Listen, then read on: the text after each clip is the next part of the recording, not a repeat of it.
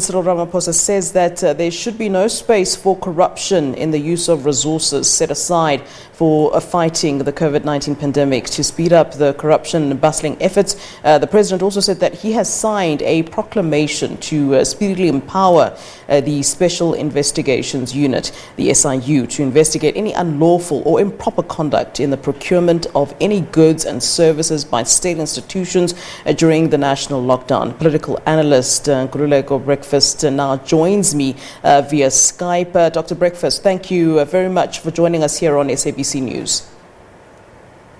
Thank you very much, madam, for having me.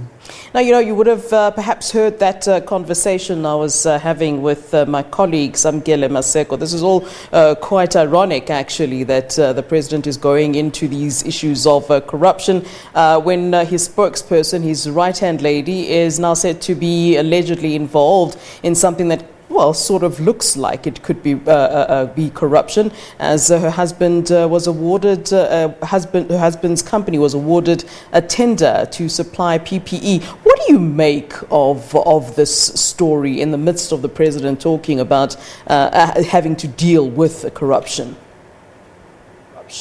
Well, I do get the sense that the president wants to wage against corruption in theory, not in practice. There have been many allegations that have been reported on surrounding the issue of institutionalization of corruption.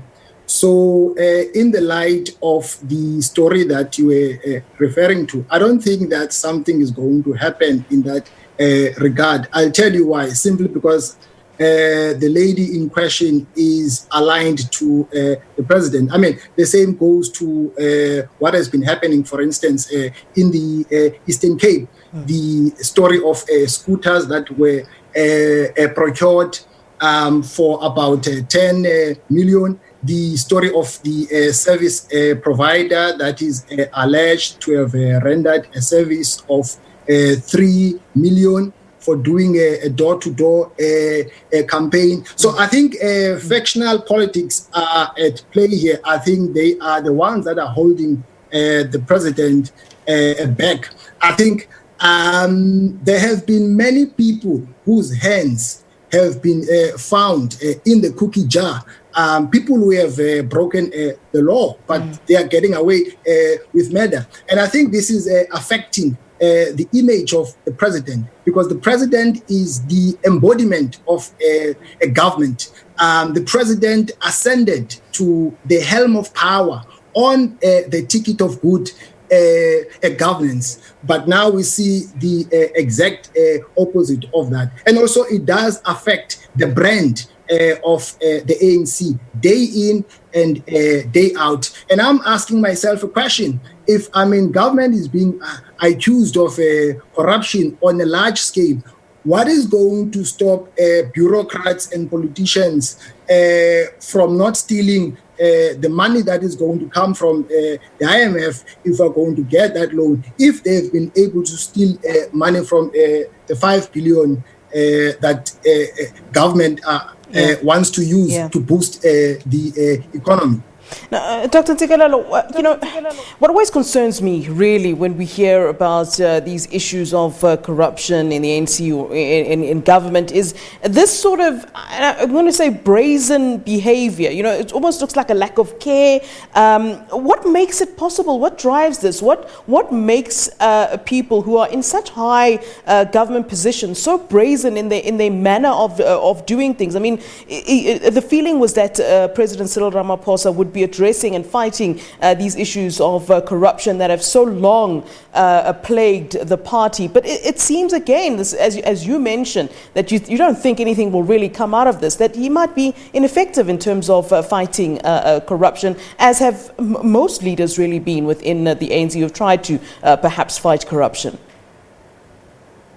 Well, I think what has happened post 1994 is that people are using state institutions as centers of accumulation to amass wealth. The challenge that we have is that people are living beyond their means. They are not living within their means. And if you live beyond your means, you are likely to accept bribery and so on, and engage in unethical behavior. So the only way that can be nipped in the bud, it's when those people who are alleged to have done wrongdoing to be brought to book. But the problem, again, I know I might come across as if I'm overplaying this. The problem is factional politics at play. For instance, I mean, I can bet my bottom dollar, believe you me, nothing is going to happen to the MEC of Health in the Eastern Cape. Nothing is going to happen to the guy that is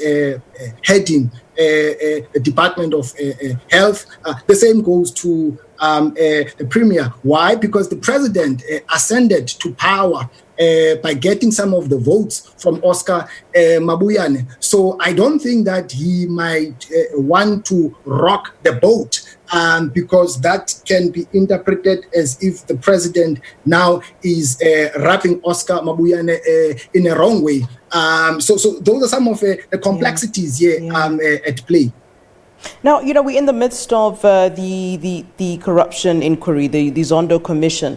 And, you know, some have said this is also really just ineffective, because it doesn't seem that anybody will, at the end of this, really be sort of punished for any crime. I mean, this surely plays to the fact that, you know, some leaders see that there's no real sort of consequences, that even though we're dealing with past corruption, we're now, you know, still having current corruption. One would think that during this sort of commission, people would try to kind of stay clean and stay clear of any sort of corruption if there were any signs that there is consequences for dealing in corruption. So, you know, when you look at the Zondo Commission, the State Capture Commission, what is your analysis on it? Because I think that if it wasn't a toothless commission, then we wouldn't see as much corruption that we still are seeing today. Yeah, look, the Zondo Commission was not established due to the ANC. It was established because of some of the findings of the previous public protector. In fact, even the previous president of the ANC is, you know, critical of the whole notion of state capture. So there's no way he would have instituted that commission by himself. So the commission in question was established to uncover the truth in terms of what had happened, that what had happened should never happen again. But I get the sense that commissions in this country are becoming a platform of a talk shop. It's just talk and no action. And that is what is making many people to lose faith in those commissions and also in the government of the day. Now, I have to ask you this, and I suppose it's a bit of a wide question, but really, do you believe that at any stage the party, the ANC itself, will ever win the war against corruption? You know, I mean, as you mentioned, there are different factions, it's different provinces, each one is linked to a different one.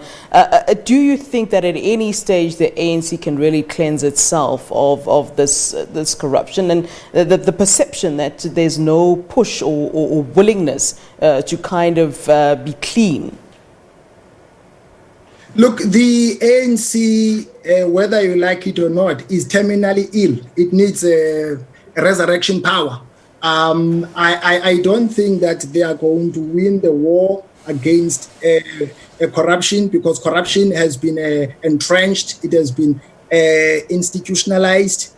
But the sad thing is that the very same people who are on the receiving end, who are not getting services from government, will be the ones that will continue voting for the ANC, namely the people in townships, the people in villages, because by and large, the majority of votes of the ANC, they come from poor areas. So I find that quite interesting, that despite the fact that the ANC is not doing well in terms of promoting development, in terms of rendering services, but there are people who are always voting for the African National Congress. All right. And Dr. Ntsikelelo Breakfast, it's always a pleasure having you here with us on the SABC News. We thank you so very much for giving us your time, sir.